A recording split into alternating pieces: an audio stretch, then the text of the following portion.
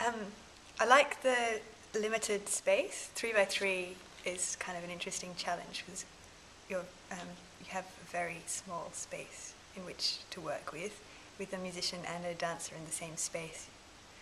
You really have to find a sort of a shape or an energy that really works for both people as a duo. You're sort of forced into each other's space, which I think is actually for the short amount of time that we have works to our advantage because we're sort of forced into each other's world rather than kind of trying to find it from a distance. In terms of time, I think it depends on the project, and I think if the piece is an improvised piece, then it's okay. But for a piece that's kind of more composed, it's very short amount of time, which I like. Well, personally, I really like working with lots and lots of time.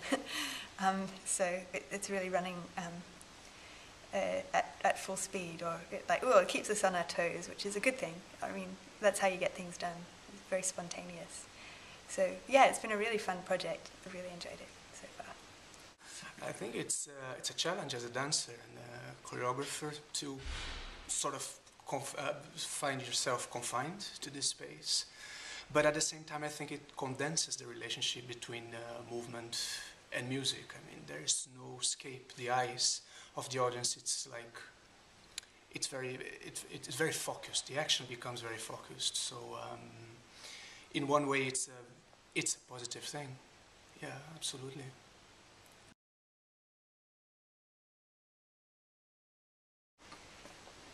Well, it's certainly a way to kind of find a new working relationship. I hadn't worked with Samir before, and it's nice to kind of find a sort of fresh spirit, fresh energy, new person.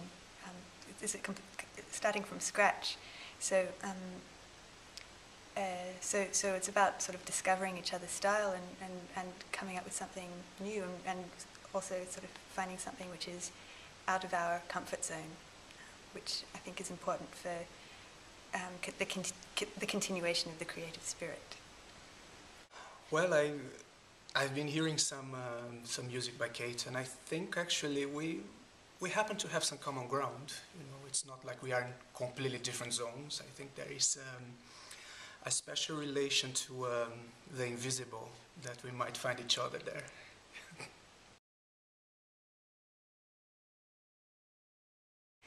The answer to the first part of that question is no. I didn't know Samir before.